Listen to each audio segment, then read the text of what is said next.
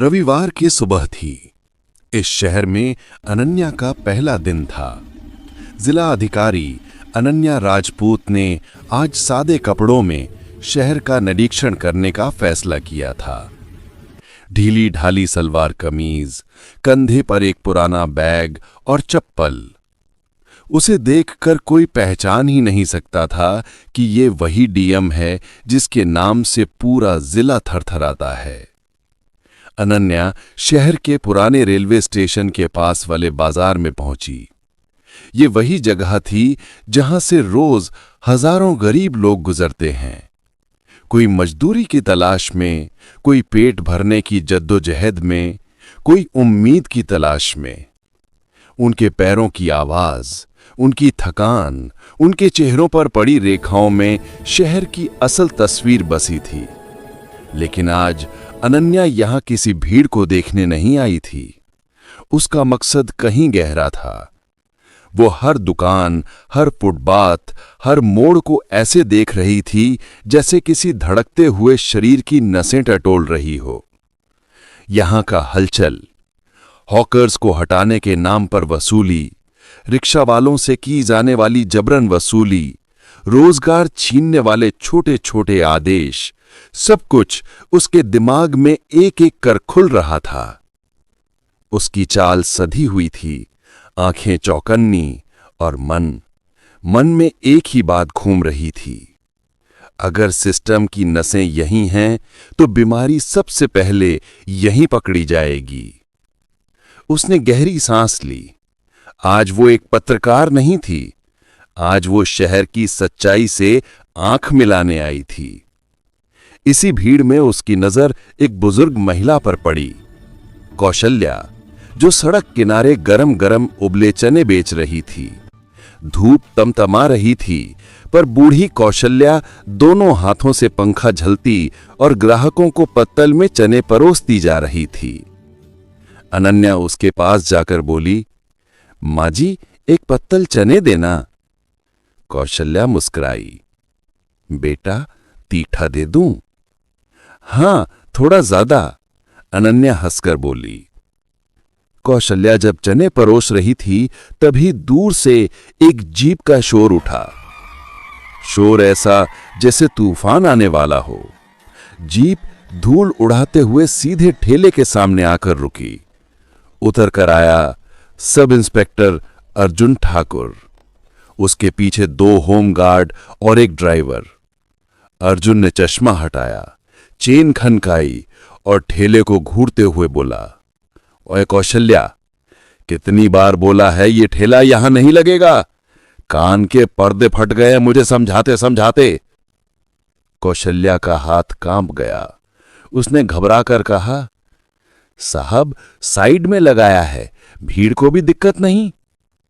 हम तय करेंगे किसे दिक्कत है, और हां, इस हफ्ते का माल कहां है?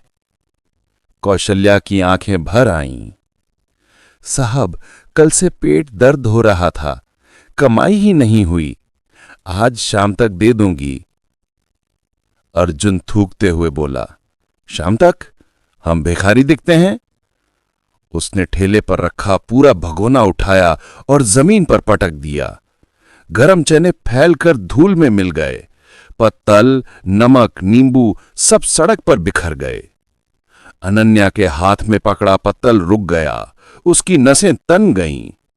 वो आगे बढ़ी और बोली, ये क्या कर रहे हैं आप? एक बूढ़ी औरत की मेहनत पर लात मारकर क्या मिलेगा?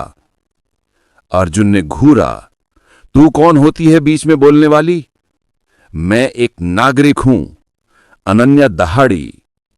नागरिक? लगता है ज्यादा पढ़ी लिखी नहीं है तू। चल निकल यहां से, वरना चने के बजाय तुझे थाने का खाना खिलाएंगे। भीड़ चुप थी, किसी में हिम्मत नहीं। अनन्या ने कहा, गरीबी कोई अपराध नहीं, लेकिन आपका? अर्जुन गरजा, बहुत बोलती है। और फिर उसने गुस्से में अनन्या का बैग छीनकर सड़क पर फेंक दिया। फिर अचानक उसने उसका हाथ मरोड़ दिया। अनन्या का चेहरा दर्द से सफेद हो गया, लेकिन उसने आंखें नहीं झुकाईं। ये गलत है, वो बोली, गलत गलत बताने का लाइसेंस कौन देता है? तू। और वो आदेश चिल्लाया, ले जाओ इसे, थाने में बंद करो। अनन्या को जीप में धकेल दिया गया। रास्ते भर पुलिस वाले गंदी हंसी हंसते रहे। ये ज्यादा ही तेज है, लगता है किसी के साथ भाग कर आई है, आज सब अकड़ उतर जाएगी। थाने पहुंचते ही उसे महिला बैरक में डाल दिया गया। अंदर टूटी चारपाई, एक जंग लगा बल्ब और बदबू की मार। वहां दो और महिलाएं बैठी थीं, सुशीला जिसे पति ने झूठे केस में फंसाया था, और मीरा जिसे पुलिस ने उगाही न देने पर पकड़ा था।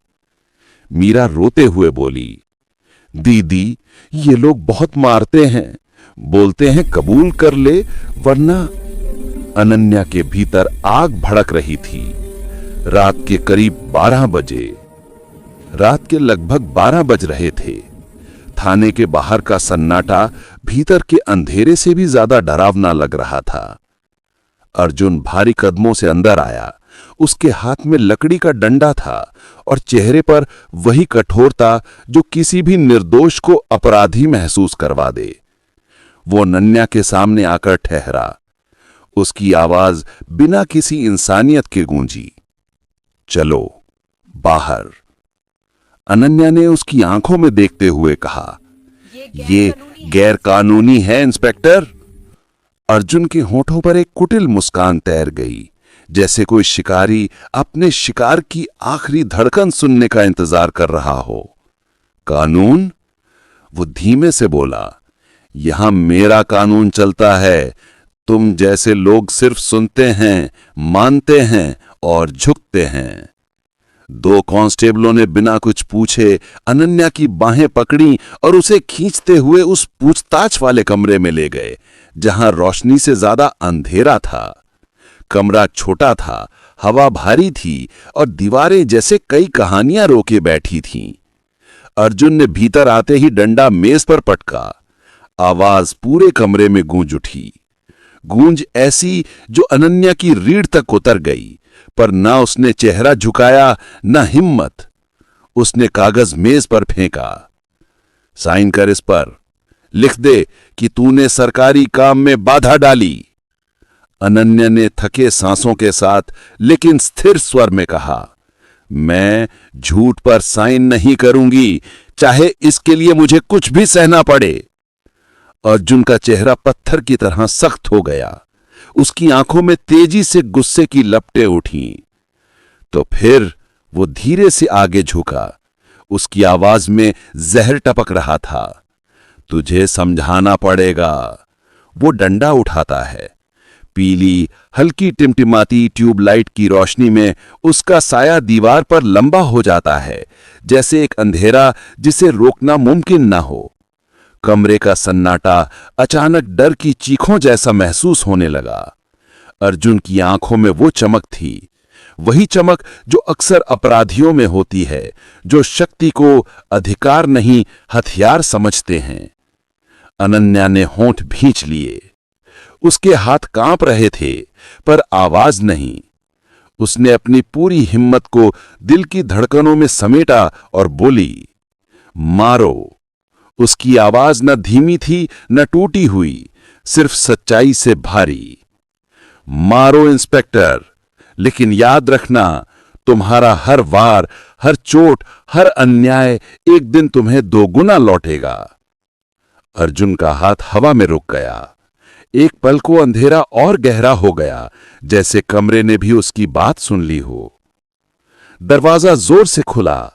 अंदर आई एसएसपी माधुरी कश्यप, पूरे जिले की पुलिस प्रमुख। एसएसपी सीमा रंधावा कमरे में घुसी और गरजी, अर्जुन ठाकुर, क्या तू पागल हो गया है? उनकी आवाज में इतना गुस्सा था कि दीवारें भी कांपती महसूस होने लगीं। तुझे पता भी है तू किस पर हाथ उठाने जा रहा था? अर्जुन एकदम सख्त पड़ गया। उसके होंठ सूखने लगे। नहीं मैडम, मैं तो बस। खामोश, एसएसपी दहाड़ी। उनकी आंखें गुस्से से लाल थीं।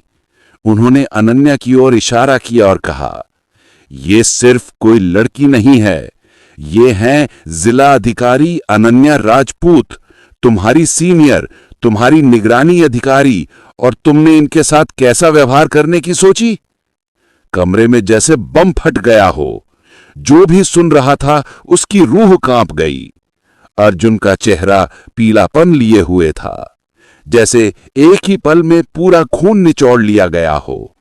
कांस्टेबल एक दूसरे का चेहरा देखने की भी हिम्मत नहीं जुटा पा रहे थे।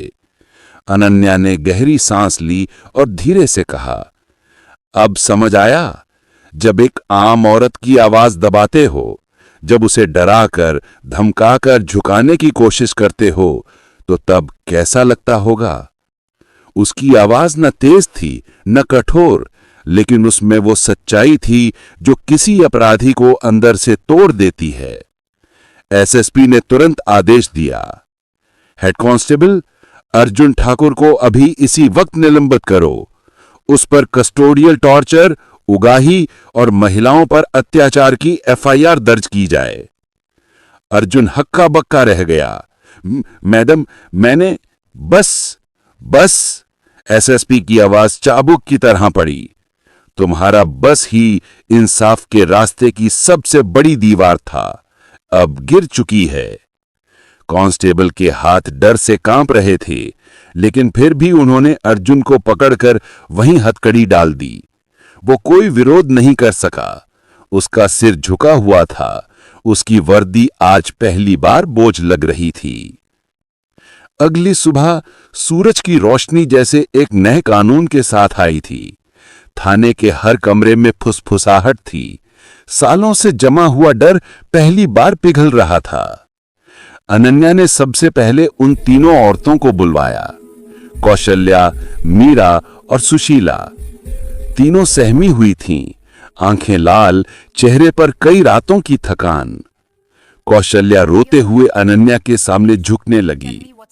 बिटिया, आपने तो हमें नई जान दे दी। लेकिन अनन्या ने तुरंत उसका हाथ पकड़ लिया और उसे सीधा खड़ा कर दिया।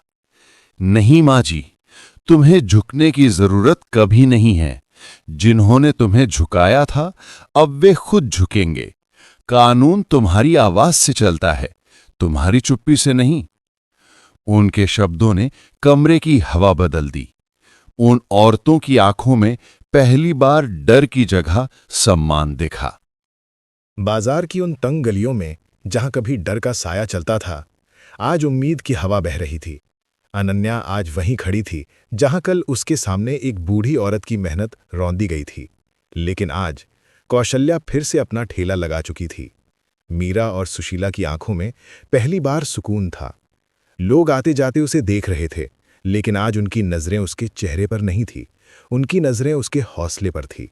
बाजार में फैलती हल्की रोशनी के बीच अनन्या ने खुद से धीमे से कहा,